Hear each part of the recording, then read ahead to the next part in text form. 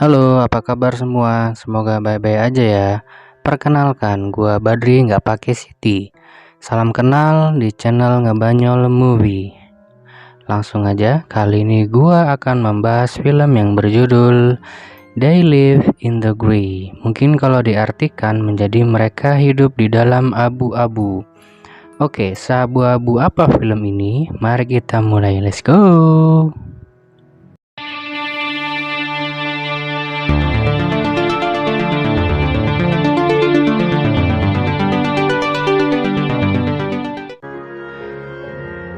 Film ini menceritakan tentang seorang wanita yang bekerja di layanan perlindungan anak dan berkemampuan untuk melihat roh, ya kayak indigo gitu kali ya. Nah, di awal scene kita diperlihatkan dengan seorang perempuan bundir, nggak taunya rantainya lepas dan akhirnya gagal bundir. Dilanjut, ini ada tokoh utamanya Claire Yang dan suaminya Peter Yang yang sedang memperingati ultah sekaligus mengenang almarhum anaknya bernama Lucas Yang. Kemudian kita lihat Claire di sini sedang di pengadilan menangani salah satu tugas kasusnya. Setelah itu Claire pun langsung mendapat tugas baru dari atasannya yang bernama Layet untuk menyelidiki kasus keluarga Leng. Dilanjut, Claire sepulang dari makam anaknya dan mengucapkan ultah, dia ke kamar mandi dan kita diperlihatkan ada goresan mirip luka di pundak belakang kanannya. Bekas tanda apakah itu? Scene dilanjut Claire yang sedang mamam kolang kaling dewekan. Tiba-tiba dia bergetar dan halu melihat sesosok pria pelontos terluka di lehernya dan berkata, "Aku akan menunggumu." Nunggu di pengkolan mana bang? Dia. Mendadak dia nimbul di samping kiri dan memegang tangan kirinya. Claire pun ngacir ke kamarnya dan anehnya itu bekas pegangan si botak membekas di lengan kirinya. Scene dilanjut Claire mendatangi rumah keluarga Leng guna menginterogasi anaknya yang bernama Sophie berumur 8 tahun, bukan Sophie aplikasi ya. Yang mana pas waktu si Claire menanyakan goretan di pipi kanannya itu, awalnya si Sophie nggak mau ngaku dan pada akhirnya dia bilang bukan karena jatuh. Seketika mendadak Claire diperlihatkan sesosok hantu perempuan di salah satu ruangan atas. Nah, tahu-tahu kedua lengan Claire itu keluar saus. Setelah itu keluarga Leng pun menceritakan semua tentang kejadian aneh yang dialaminya selama ini ke Claire. Lalu Claire pun kembali ke kantornya dan menyatakan gak sanggup menerima tugas angker ini ke atasannya. Gue juga kalau dapat tugas gini mah uga lengkeng biar dibayar eman juga lah. Lawannya demit bos ya kan. Scene dilanjut Claire yang sedang berada di kantornya. Lalu menerima telepon dari seseorang yang mana dia diharuskan kembali menangani kasus Sophie. Dikarenakan Claire masih terdaftar sebagai kontak LPA, Lembaga Perlindungan Anak. Kemudian di sini kita melihat ibu Sophie, Audrey, yang sedang ditanya-tanya oleh Capsek yang dimana si Audrey ini bilang kalau si Sophie tidak memakai pengaman saat main skateboard. Dan Capsek bilang akan ada kunjungan acak dari LPA dan diminta mencari konseling. Claire dan Audrey pun ngobrol soal sosok hantu perempuan itu yang dilihat si Claire tadi ya. Selanjutnya kita diperlihatkan Sophie yang sedang asik main dengan kacamata 3D-nya. Kemudian dia melihat pintu kamarnya terbuka sendiri dan tiba-tiba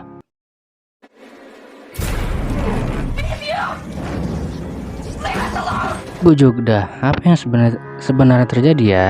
Singkat cerita, setelah Claire bertemu dengan Sophie lagi dan laporan ke atasannya, mendadak atasannya meminta untuk menutup kasusnya. Namun si Claire meminta waktu beberapa hari lagi. Kata atasannya, kok lu tumben nanganin kasus yang ini lama dah? Apa kurang bensin? Tuh. Oke, kita lanjut. Kembali ke keluarga Lang yang sedang makan malam, yang sedang asik-asiknya makan malam. Kemudian si Sophie mengetuk-ngetuk piringnya dengan garpu. Ibunya pun dengan kesal menyuruhnya untuk berhenti. Sontak kejadian aneh pun timbul.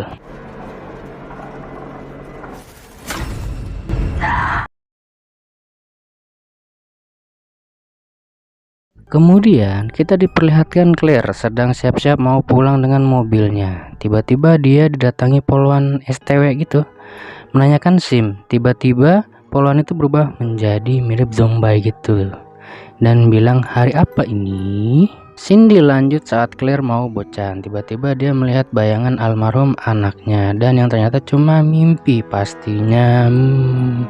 Biasalah film-film mah gitu. Singkat cerita, si Claire kembali menemui keluarga Lang. Kemudian si Claire menuju kamar berhantu itu dan melihat hantu sosok perempuan. Kemudian hantu itu memperlihatkan kedua tangannya yang terluka. Dan Claire pun menyuruhnya untuk pergi dan tiba-tiba kita diperlihatkan masa lalu dari hantu itu. Setelah selesai tugas hantunya, ya pun maksudnya si tugas hantunya udah selesai ngasih gambaran ke Claire ya. Nah, singkat cerita, Claire pingsan dibawa ke rumah sakit. Nah, di rumah sakit pada tengah malam Claire pun kebelet pipis. Sekelarnya dari WC, di tengah jalan menuju kamarnya, tiba-tiba Claire pun ngacir nggak jelas sampai-sampai nyasar ke kamar mayat. Dan di dalam kamar mayat itu dia melihat sesosok bayangan perempuan dan mendengar tangisan orok. Kalau kalian di posisi begitu, apa yang bakal kalian perbuat guys? Nah, coba nanti komennya di bawah ya. Di scene lain kita diperlihatkan Audrey, si ibu Sophie ini sedang jalan kaki tanpa sendal solonya.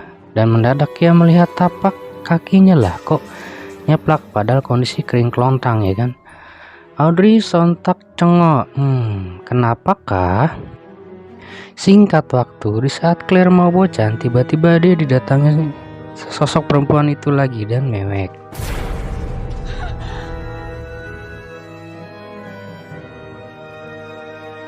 Singkat cerita lagi, Claire menemui Layet atasannya yang dimana atasannya ini dengan terpaksa menutup kasus Claire yang dirasa terlalu lama untuk ditangani, yang menyebabkan Claire masuk rumah sakit selama 2 hari dan Claire dilepas tugaskan untuk kasusnya ini.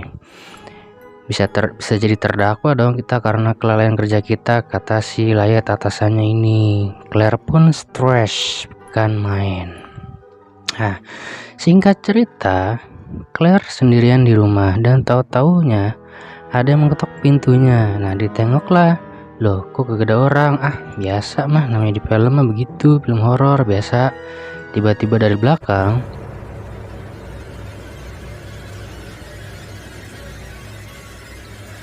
sontak Claire pun diperlihatkan gambaran masa lalu lagi dari hantu perempuan tersebut.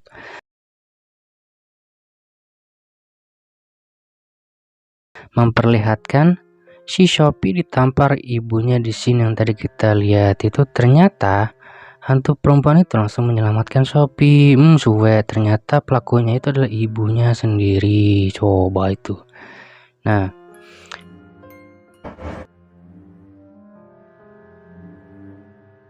lanjut, si Claire pun langsung menuju ke rumah Leng, dituntun hantu perempuan itu. Dan sampainya di sana, Claire langsung melihat keluarga Leng bertengkar hebat sampai main koboi-koboyan gitu ya kan. Nah, selama yang gua tahu nonton ini film, pertengkaran mereka disebabkan karena silang suami Audrey ini pernah jajan bos, katanya gitu sih kalau yang gua selama nonton di film ya kan. Ya, kita lanjut. Keributan pun menyebabkan silang tertembak di pipi kirinya yang awalnya ditargetkan ke Sophie namun digagalkan oleh Claire. Keributan pun berakhir setelah Claire mendorong Audrey jatuh ke tangga. Apakah Audrey masih hidup?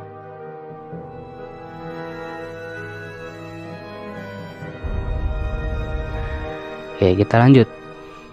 Ketika Claire dan Sophie ingin cabut dari rumah itu, Claire pun meminta bantuan kepada hantu perempuan itu dan langsung aja dah tuh si Audrey di fatality.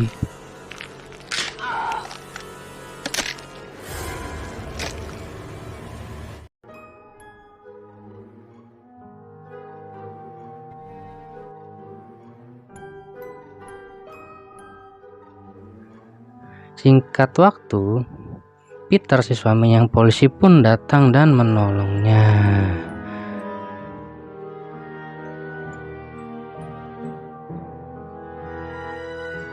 Di scene akhir, kita diperlihatkan Claire yang sedang bercerita ke Peter tentang dirinya yang membantu Pak Sutri dengan kasus yang mirip keluarga Lane. Dan film pun selesai.